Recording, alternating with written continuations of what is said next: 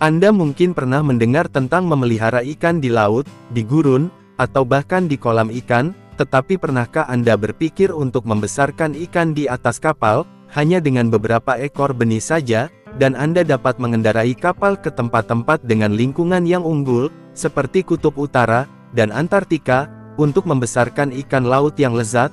Mungkin Anda menganggap ini terdengar seperti fiksi ilmiah, tetapi di Cina, ide ini sudah mulai menjadi kenyataan. Pada bulan Maret tahun ini, media China melaporkan berita yang mengejutkan. Kapal kerja tipe sangkar global bertenaga terapung pertama di dunia, Luji Yuyang, nomor 1 berhasil diluncurkan. Diketahui kapasitas air budidaya ikan di kapal penangkap ikannya mencapai 80.000 meter kubik, atau setara dengan volume air 32 kolam renang standar. Dapat dikatakan ukuran kapal budidaya ini hampir sama dengan ukuran kapal induk. Selain itu, kapal penangkap ikan ini tidak hanya dapat berlayar di semua wilayah laut, tetapi juga dapat melakukan budidaya perairan laut dalam, memanfaatkan sumber daya ruang laut secara maksimal, dan menghasilkan 8.000 ton ikan berharga setiap tahunnya. Jadi mengapa Cina ingin membangun kapal raksasa seperti itu untuk membesarkan ikan?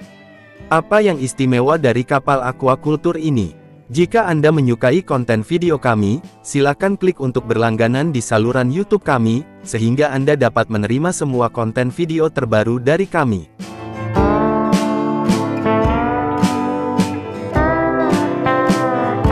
Seperti yang kita semua tahu, China adalah negara besar dengan jumlah penduduk 1,4 miliar, jadi konsumsi makanannya juga sangat besar. Saat ini Cina sedang berada di puncak pertumbuhan penduduknya, dengan jumlah penduduk yang mencengangkan, menjadikannya negara terpadat di dunia. Menurut statistik terbaru, total konsumsi biji-bijian tahunan Cina telah melampaui 800 juta ton, yang mencakup 1/3 dari total konsumsi biji-bijian dunia. Konsumsi ayam tahunan Cina sekitar 7 miliar, konsumsi daging babi mencapai 700 juta, konsumsi daging sapi 50 juta, dan daging kambing sekitar 400 juta. Konsumsi semacam itu tidak hanya menunjukkan besarnya permintaan Cina di pasar pangan global, tetapi juga menyoroti kerapuhan dan tekanan yang dihadapi oleh rantai pasokan pangan global.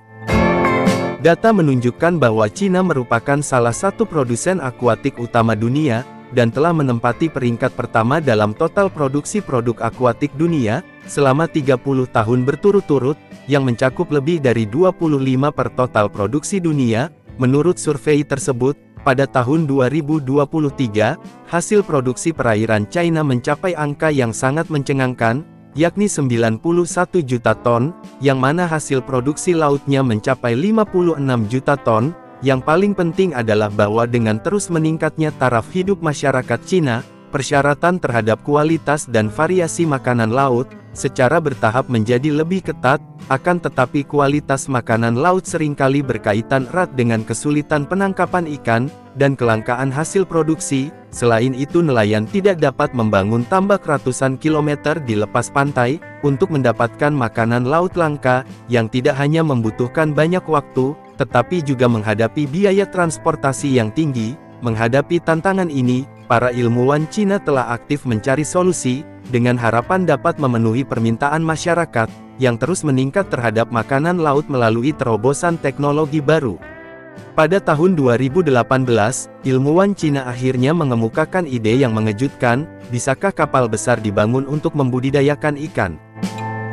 Dengan cara ini kapal penangkap ikan dapat berlayar ke wilayah laut yang paling cocok, untuk membudidayakan produk perairan tertentu, sesuai kebutuhan dan hanya perlu berinvestasi pada benih ikan untuk mencapai produksi makanan laut yang efisien. Begitu ide ini diumumkan, hal itu menarik perhatian luas dari netizen di seluruh dunia, tetapi sebagian besar orang bersikap skeptis, dan meyakini bahwa hal itu hampir mustahil dicapai. Lagi pula ukuran kapal terbatas, dan tampaknya tidak realistis untuk memenuhi permintaan konsumsi makanan laut Cina yang besar.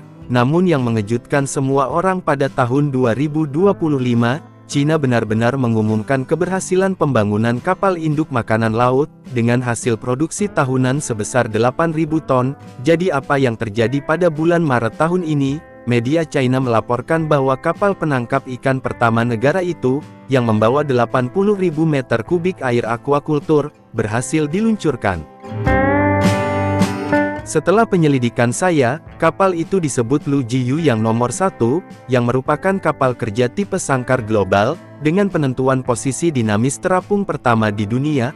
Kapal ini memiliki panjang total 154 meter, lebar 44 meter, kedalaman 25 meter, draft maksimum 20 meter, dan dapat menampung 80.000 meter kubik air aquaculture, yang hampir setara dengan kapasitas 32 kolam renang standar. Kapal ini tidak hanya dapat mengapung dan berlayar di semua wilayah laut, tetapi juga melakukan budidaya perairan laut dalam, sehingga sangat memperluas potensi pemanfaatan ruang laut. Setelah mulai digunakan, Lu Jiyu yang nomor 1, akan menjalankan serangkaian percobaan aquaculture perikanan cerdas sistem penuh, yang menandai langkah penting bagi industri aquaculture untuk bergerak ke laut dalam. Tidak seperti kapal penangkap ikan biasa, kapal Lu Jiyu yang nomor 1 tidak digunakan untuk menangkap kehidupan laut. Ini sepenuhnya menumbangkan model pembiakan tradisional, dan menjadi pabrik makanan laut bergerak. Ada 12 kabin pengembang biakan besar yang dirancang di dalam kapal, yang masing-masing dapat menampung sekitar 80.000 meter kubik air pengembang biakan. Untuk memastikan kualitas air penangkaran selalu dalam kondisi terbaik, kapal dilengkapi dengan sistem penggantian air yang canggih, yang dapat mengganti air 16 kali sehari, untuk memastikan ikan di kabin selalu hidup di air laut yang segar, dan kaya oksigen. Oleh karena itu, saat kalian melangkahkan kaki ke dalam kabin penangkaran Lu Jiyu yang nomor 1, peralatan canggih berteknologi tinggi, dan manajemen yang baik, pasti akan memberi Anda pengalaman yang mengejutkan. Lu Jiyu yang nomor 1, mengadopsi sistem elektropulsi untuk secara efektif, mengendalikan kebisingan di kapal, di bawah 60 dB. Selain itu, sensor presisi tinggi dipasang di kapal, yang dapat memantau pertumbuhan ikan secara real-time, dan mengidentifikasi fitur wajah setiap ikan, membantu petani untuk memahami status pertumbuhan mereka secara akurat, dan menerapkan manajemen yang lebih ilmiah. Tidak hanya itu, Lu Jiyu yang nomor 1, secara khusus merancang medan aliran berputar yang menyesuaikan kecepatan aliran air, antara 0,2 dan 0,4 meter per detik, dan memasukkan air laut dalam berkualitas tinggi, dari kedalaman 100 meter ke dalam kabin pembiakan, melalui sistem pertukaran air yang cerdas. Hal ini tidak hanya menyediakan oksigen yang cukup, dan nutrisi yang kaya bagi ikan, tetapi juga menjaga lingkungan yang ideal untuk air di dalam kabin. Meskipun kepadatan di kandang penangkaran 4-6 kali lebih tinggi daripada kepadatan di kandang lepas pantai, tingkat kelangsungan hidup ikan masih tinggi lebih dari 95%, dan kualitas dagingnya sebanding dengan ikan liar. Salah satu hal teknis yang paling mengesankan dari Lu Jiyu yang nomor 1, adalah sistem pembiakannya yang sangat otomatis. Seluruh proses pembiakan mulai dari penebaran, pemberian pakan, penangkapan ikan, hingga pengolahan dan pembekuan, semuanya dapat diselesaikan melalui otomatisasi. Dengan cara ini, hanya sedikit anggota staf yang dibutuhkan di atas kapal, untuk menyelesaikan semua operasi dengan sukses, dan setiap orang dapat membudidayakan lebih dari 200 ton ikan per tahun, sehingga hasil tahunan seluruh kapal, menjadi 7.800 ton. Yang lebih penting adalah, sistem otomatisasi kapal dapat secara cerdas, memilih wilayah laut yang paling cocok untuk pembiakan, sesuai dengan lingkungan laut, dan kebutuhan pertumbuhan ikan. Agar tidak ketinggalan proyek mendatang, dan berita terkini kami, pastikan Anda berlangganan saluran kami, dan mengaktifkan notifikasi. Kami akan terus memberikan Anda konten yang lebih menarik dan seru.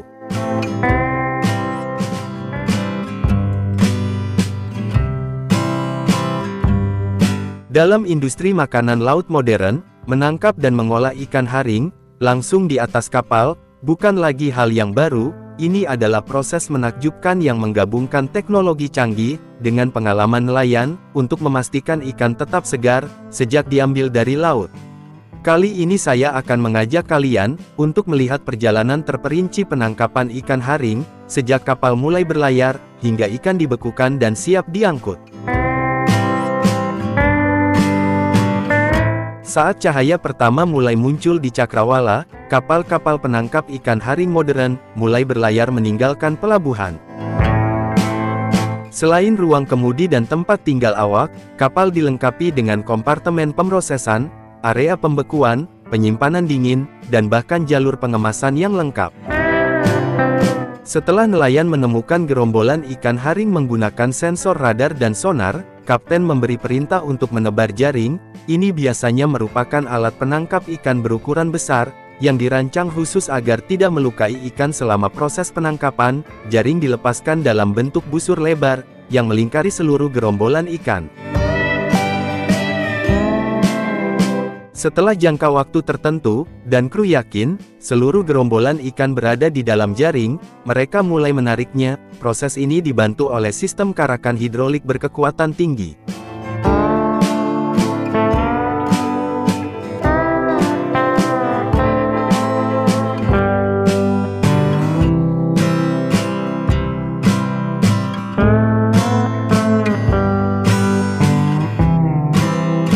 Begitu ikan dinaikkan ke atas dek, penutup dasar jaring dibuka, yang memungkinkan ikan haring mengalir ke sistem corong, yang mengarah langsung ke kompartemen pengolahan di bawah dek.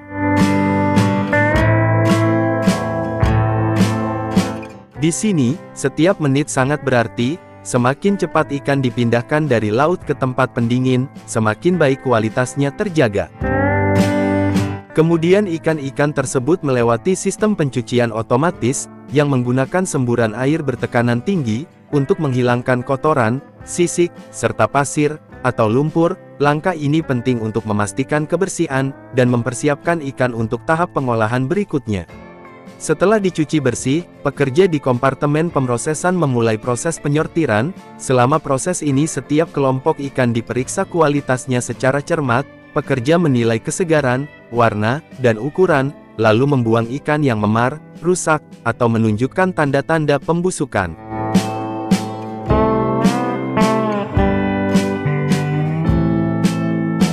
Setelah proses penyortiran selesai, ikan-ikan tersebut ditempatkan ke dalam nampan baja tahan karat persegi panjang, yang dirancang khusus untuk industri pembekuan, yang memiliki desain yang memungkinkan udara, dengan bersirkulasi secara merata di seluruh permukaan ikan. Ikan disusun rapi untuk memastikan mereka tetap saling tumpang tindih, menjamin proses pembekuan yang seragam dan cepat.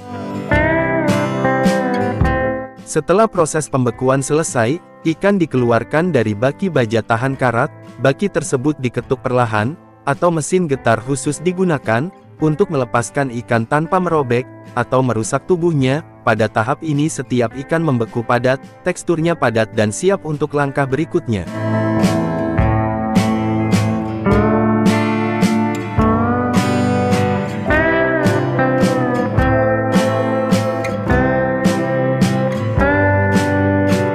Ikan beku kemudian dipindahkan ke area pengemasan di sebelahnya, di mana mesin dan pekerja melanjutkan proses penyortiran, pengaturan, dan pengklasifikasian ikan berdasarkan berat, atau spesifikasi pengemasan, sebelum disimpan di gudang penyimpanan dingin.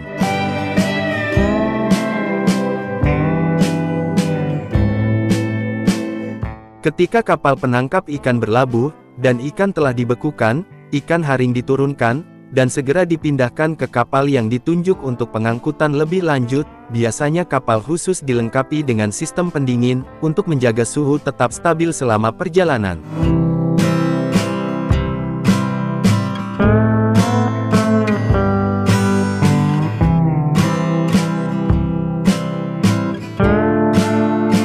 Jika kalian menyukai video ini, jangan lupa untuk subscribe dan berlangganan di channel ini, untuk mendapatkan video menarik lainnya.